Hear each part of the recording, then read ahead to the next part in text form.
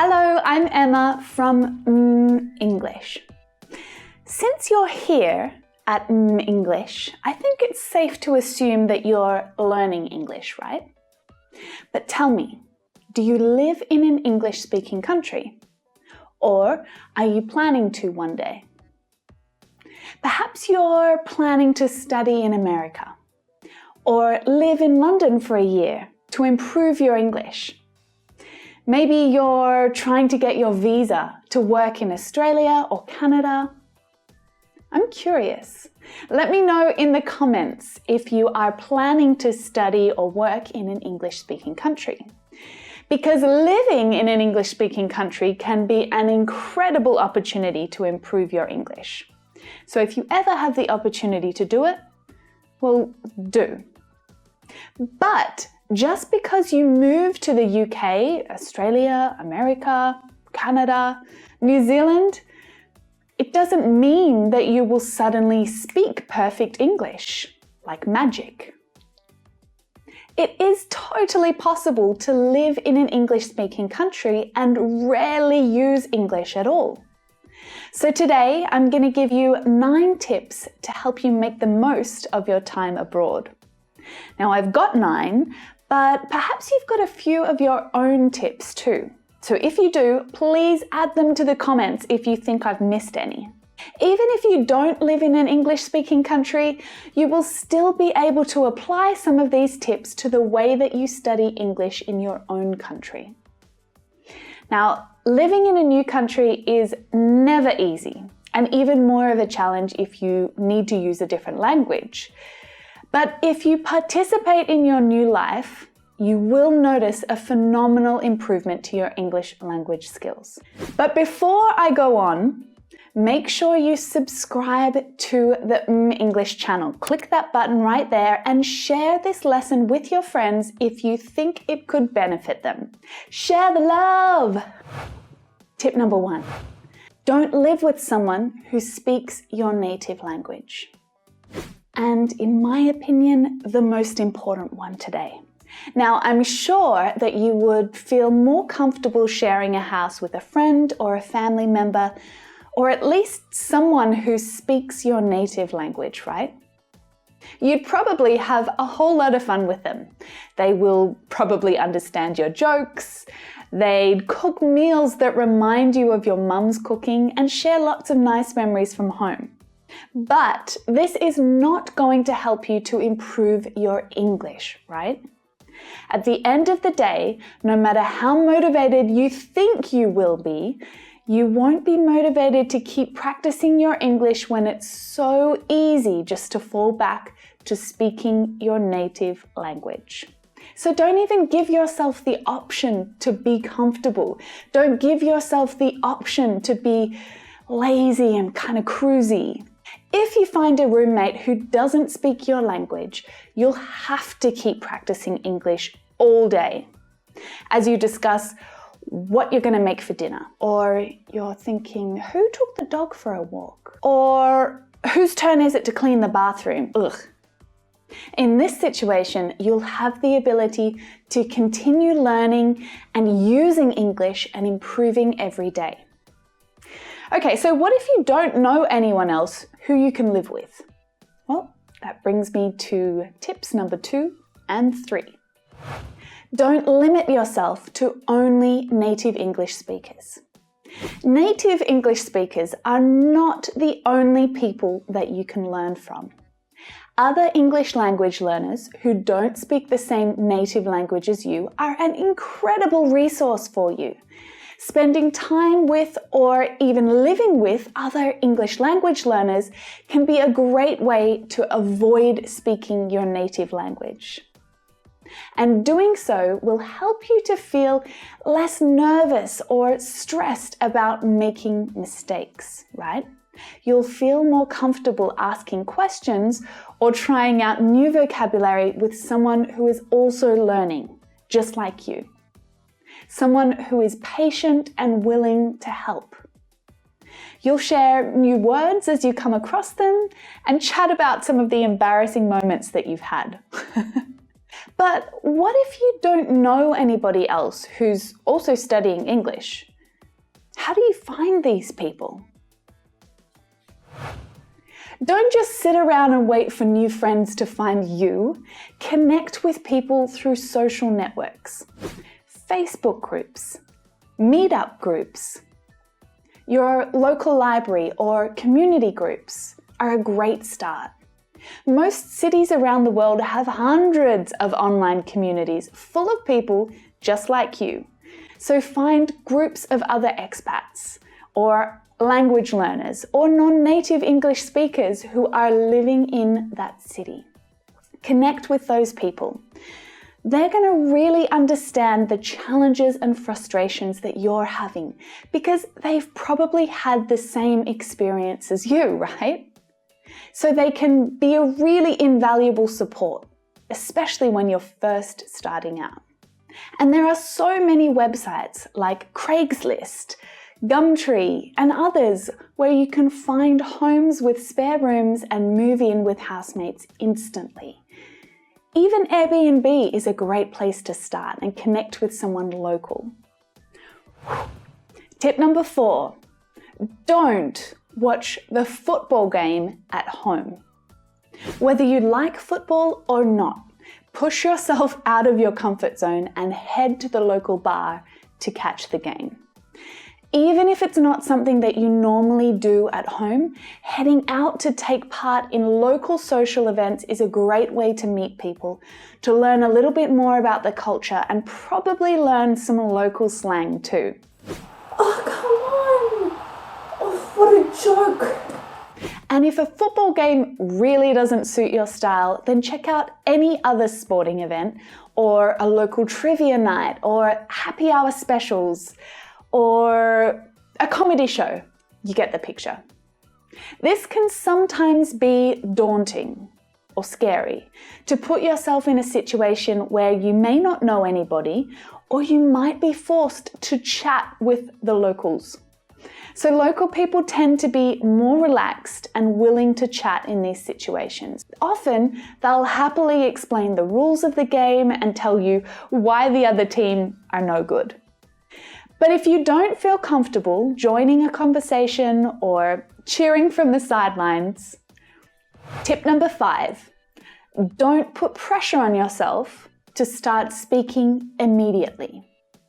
Especially if you're new to a place or if speaking in public makes you feel stressed or anxious. It's okay to just observe. Watch what other people are doing. Watch their body language. Listen in on conversations. Try to understand what's going on. Being there and experiencing it will help you to understand it. Watch what the locals do, so that you learn more about the way that they interact and the things that they talk about in social situations. Don't let your fear of making mistakes or not knowing what to say keep you at home. Allow yourself to be surrounded by English. That way you're learning, not hiding. Don't allow yourself to hide in your new home, because you'll tell yourself that you don't have the confidence. But before you know it, you'll start feeling more comfortable about joining those conversations. Tip number 6, don't expect to learn only in informal situations. Living with someone who doesn't speak your native language, finding groups of other English learners, meeting people at the pub, they're all great ways to improve informally. But it's super to have a mix of formal and informal learning opportunities. Try to find a local tutor who can answer all of your questions that you just need to ask, right? Keep track of all the things that confuse you. Actually, that's my next tip, so keep watching.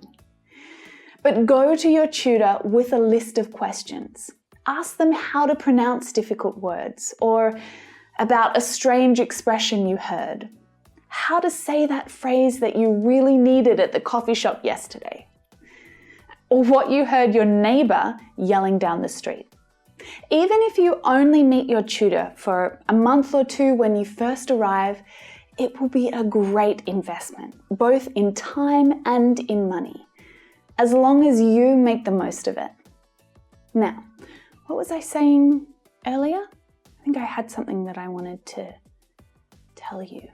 I thought it was quite important. If only I'd written it down. Tip number 7, don't forget to keep track of your questions. Whether you carry around a small notebook to write down tricky words that you come across, or maybe you take notes on your phone, whatever, but come up with a simple and easy system to remember the language questions that you think of. At any time of day, when you come across a word that you don't know, or a phrase that you're unsure how to use correctly, or just a general grammar question. If you don't make a note of it, the chances are that when you finally have the opportunity to ask someone, like your tutor, you'll have a hard time remembering what those questions were, and then you'll miss the opportunity. Making mistakes or recognizing times when you feel confused are the best learning opportunities. So take advantage of them. Write those things down. Tip number 8, don't get a job that requires you to speak in your own language. Learning a language takes a lot of hard work and dedication. Sometimes it can get really frustrating. And of course, when we're tired, it's really tempting to take the easy route, right? We all do that. But while it can be easy to give up or get lazy in the comfort of your own home, it's not like that in the workplace, is it? In the workplace, you must keep working on your English. So get a job where you have to work in English. This will be a challenge. It's going to be a huge challenge for you. At work, there's no giving up or slacking off. You must use your English, and you must find ways to improve and communicate clearly so that you have a better experience with your colleagues and with your customers, right? Now, you may be thinking, but Emma, my English isn't good enough to get a job. No one will hire me if I don't speak fluent English. Well, that brings me to number 9. Don't make excuses for yourself. If you try to find a reason why you can't do something, or it's too difficult, or even impossible, you will always find an excuse.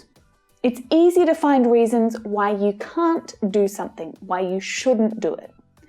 And it's easy to tell yourself that you're not good enough.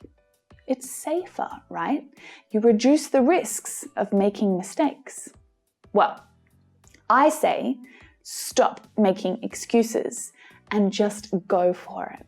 The best and most exciting things happen on the other side of fear. So every time you hear yourself making an excuse, then block that thought and do the opposite. All of these tips may sound like great ideas, but the decision to make these changes comes from you. It doesn't matter how great your teachers are, or how long you studied English for, or if you live in an English-speaking country or not. So often we just sit back and watch these opportunities pass us by.